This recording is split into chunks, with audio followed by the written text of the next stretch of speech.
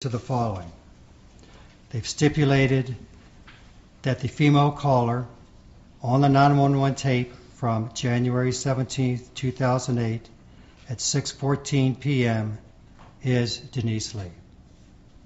All right, thank you. Stay ready to proceed. Yes, sir, we are. In this episode, we unravel the chilling and heartbreaking story of Denise Amber Lee, a devoted young mother who vanished in broad daylight from her own home. She didn't slip away unnoticed. She didn't leave of her own will. She screamed for help, and the system that was supposed to protect her failed when it mattered most. Every day, 911 operators answer desperate calls, because there are always people out who need to be saved. Their work has saved countless lives. But on January 17, 2008, that trusted lifeline fell tragically short. In a case that would horrify a nation and spark urgent reform, one young woman's cries were missed, misread, and tragically mishandled. And by the time anyone pieced it together, it was already too late. Before we dive into the heartbreaking events of that day, if you believe stories like this matter, not just for their impact, but for the awareness they bring, please give this video a like. It helps more people discover and learn from cases that should never be forgotten. And if it's your first time here, don't forget to subscribe and turn on notifications so you never miss a story that needs to be told. Now back to Denise. She was only 21 years old when her life was taken. But what makes this case even harder to digest is the overwhelming number of opportunities that should have saved her.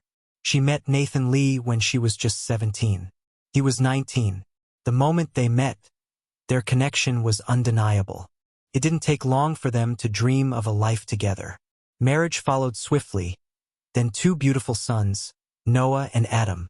Denise became a stay-at-home mom while Nathan juggled 3 jobs to support them.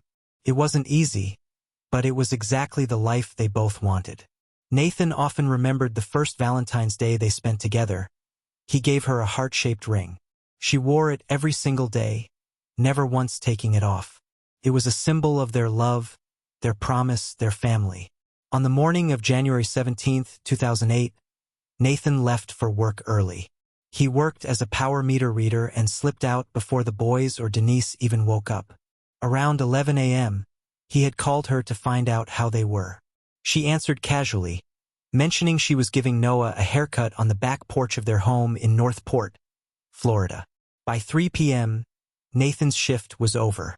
He tried calling her again while driving home, no answer. Odd, but not alarming. After all, caring for 2 little ones could make anyone miss a call. At 3:30 p.m., Nathan pulled into the driveway, and that's when everything began to unravel. Inside the house, something was off. His sons, Noah and Adam, were strangely placed together in a single cot, a setup they'd never used. Denise was nowhere to be found. Her belongings were untouched. No signs of a hasty exit, no bags packed, and, critically, no signs of a break-in. Nathan had used his key to enter, and every lock on the door remained intact. The house looked frozen in time. But Nathan's gut told him something was terribly wrong. Denise would never leave their boys, especially not without telling him. As panic crept in, he checked the house over and over, grasping for any explanation. There were no signs of a struggle, no broken items, no blood, just silence and absence. Then came the first faint whisper of what had happened, hidden in plain sight. A neighbor stepped forward with a disturbing recollection. Around 2:30 p.m., just an hour before Nathan arrived home, she noticed a green Camaro creeping through the neighborhood. It drove slowly, too slowly. It circled, turned around, and came back 4 or 5 times. Eventually, she saw it pull into the Lee family's driveway. From her window, she saw a man, someone unfamiliar, behind the wheel. 10 minutes passed, then the car pulled away. Still, he appeared to be alone. She thought it was strange, but said nothing. It would be the first of many missed opportunities, and the worst was yet to come. But what no one knew yet was that Denise had already made a chilling call for help, and someone had answered. While neighbors and police tried to make sense of Denise's disappearance, a chilling clue had already surfaced, one that should have turned the tide immediately. At 6:14 p.m., just hours after Denise was last seen, A call came into the Sarasota County Sheriff's Office. It was her. Denise had managed to get hold of a phone. But the 911 call was far from ordinary. It was disjointed, muffled, and terrifying. Her voice came through in fragmented pleas. Hello?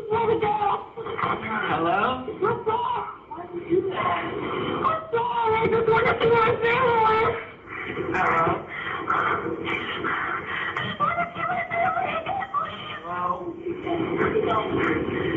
Hello? Please, I just want to see my family again. Let me go. Hello? Please let me go. Please let me go. I just want to see my family again. Okay. Hello? I'm sorry. Please let me go. Hello? I'm sorry. Please let me go. Please let me go.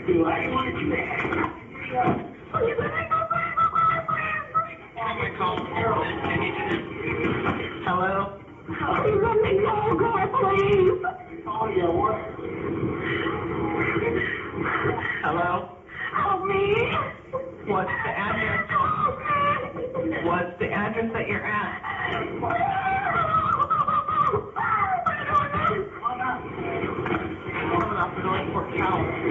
Hello? What is the address that you're at? Hello, ma'am? Where are we going? I gotta go up to the mountain now. I'm going around where? Wow, you need to see exactly where 4 streets, no, 5 streets over from your house. I couldn't stop everywhere. What's your name, ma'am? Hello? Please. What's your name? Please, my name is Denise. I'm your beautiful husband, and I just want to see my kids again. Your name's Denise? I'm sorry. Thank you, too, because I need him now. Please, God, please protect me. Are you on I-75? Where are we? I don't know. Please. Please. Where are you at? Can you tell if you're on I-75? I don't know where. Denise never had the luxury of speaking freely. She was inside a moving car, trapped beside her abductor. Every word she whispered was a risk, a tightrope walk between staying alive and calling for help. The dispatcher asked her name. She answered carefully, "My name is Denise. I just want to see my family."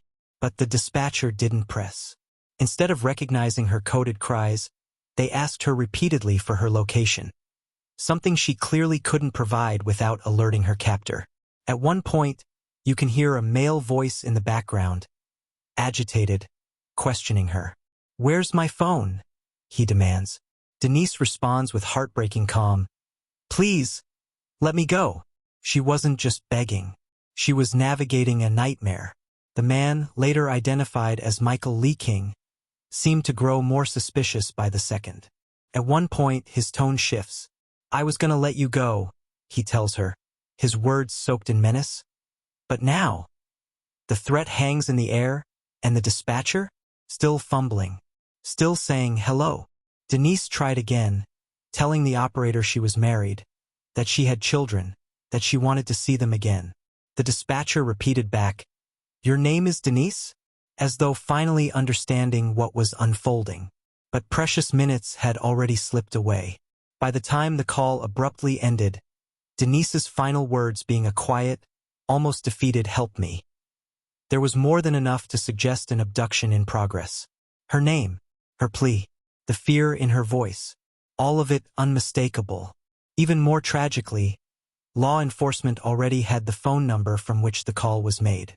Though it was a prepaid burner phone, it was quickly linked to 36-year-old Michael King, an unemployed man with no clear motive and no known connection to Denise. A search for King was launched immediately, but Denise wasn't his only stop that evening, because just minutes later, King pulled into a relative's driveway, and someone else heard a voice pleading from the shadows. As the hours ticked by, Denise's life hung in the balance, hidden in plain sight. And disturbingly, multiple people came into contact with her abductor that evening. One of them was a teenage girl named Sabrina Lowe. At around 5:45 p.m., just half an hour before Denise made her desperate 911 call, Sabrina's father had an unexpected visitor, his cousin, Michael King. King pulled into their property and asked to borrow 3 specific things: a shovel, a gas can, and a flashlight. He claimed he needed to get his lawnmower unstuck from his yard. Nothing about the request seemed urgent, but something else caught Sabrina's father's attention. As they approached King's green Camaro, he heard a woman's voice coming from inside. "Call the cops," she screamed. Startled, he asked King what was going on. King brushed it off casually, assuring him there was nothing to worry about. But as they stood by the car, the father witnessed something deeply unsettling. King reached across the center console and shoved a figure down in the passenger seat. He saw long, shoulder-length blonde hair. It was unmistakable. Someone was with him, and they didn't want to be. Once King drove off, the father grew uneasy. He knew what he saw wasn't right. There was no lawnmower at King's house, no yard work happening, and now King and his Camaro were gone. Acting quickly, he placed an anonymous call to 911. He described the car and admitted he suspected King might have taken a woman against her will. It was the second warning signal of the night, but it wouldn't be the last. At 6:30 p.m., another 911 call came in, this time from a woman named Jane Kowalski. She was waiting at a stoplight when she heard an unearthly scream coming from the vehicle next to her. It was high-pitched, frantic, and unlike anything she had ever heard. She turned and saw a green Camaro. Through the window, she locked eyes with the driver, Michael King. As she watched, a hand flew up from the back seat and began pounding on the window. "Denise."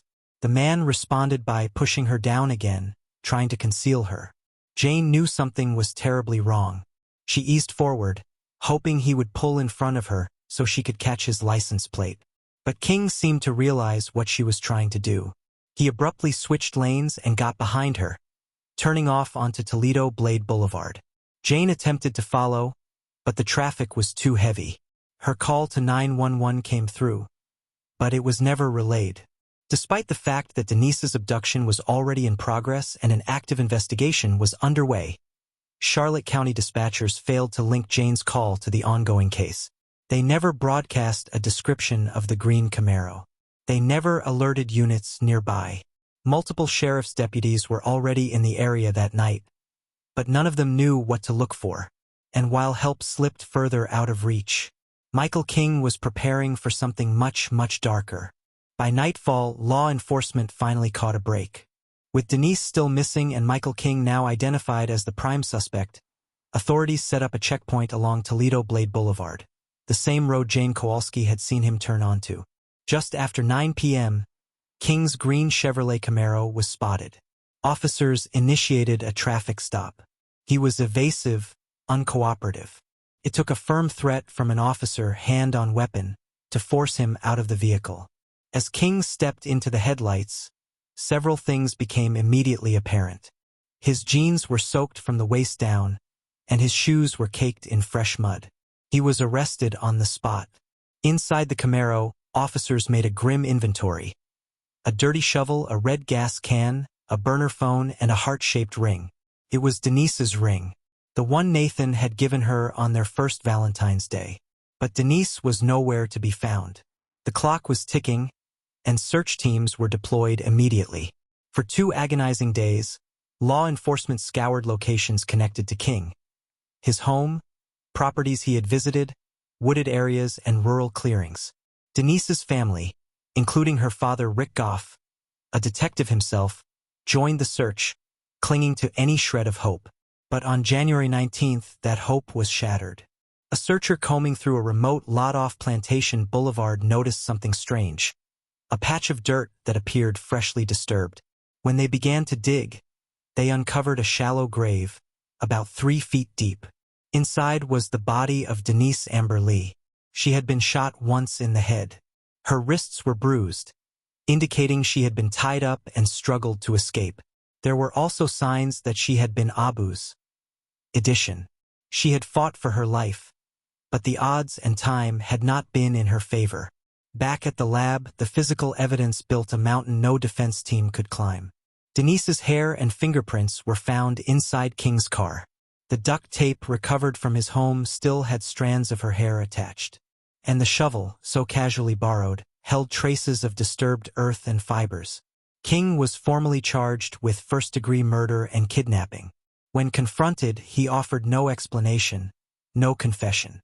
Instead, he simply claimed he didn't understand what was happening, but the evidence spoke louder than his silence ever could.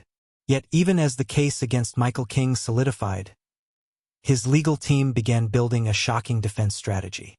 With the entire community in mourning and a mountain of physical evidence stacked against him, Michael King entered the courtroom and pleaded not guilty. Despite overwhelming proof, Denise's fingerprints, her hair in his car, her ring in his possession, and eyewitnesses placing him with her multiple times. His defense attorneys crafted a strategy that was as baffling as it was bold. They argued that the fatal shot could have been fired by someone else, that there was no definitive proof King had pulled the trigger, that maybe, just maybe, someone else was responsible for Denise's death.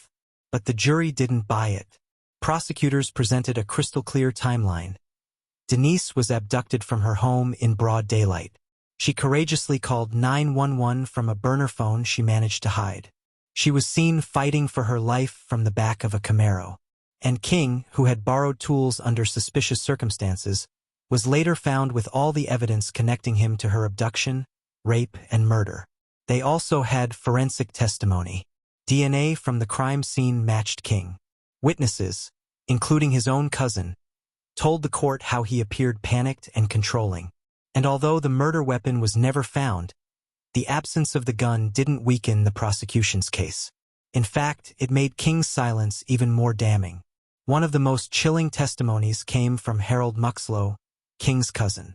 Harold described seeing Denise's blonde head shoved down inside the Camaro, just hours before she was found dead. He admitted that although he didn't know what was happening at the time, he realized almost immediately afterward that something was terribly wrong. It took the jury just 2 hours to deliberate. Michael King was found guilty of first-degree murder, kidnapping, and sexual battery. He was sentenced to death, a verdict that brought a small measure of justice to Denise's family, but no comfort, because no matter how decisive the conviction was, it couldn't undo what had happened. And for Nathan Lee, the man who had built his life with Denise, justice wasn't enough. Not when he knew how preventable this tragedy had been. Because as horrifying as Denise's final hours were, what came next revealed a devastating failure in the very system meant to protect her. As the courtroom doors closed behind Michael King, Denise's family was left with a grim truth.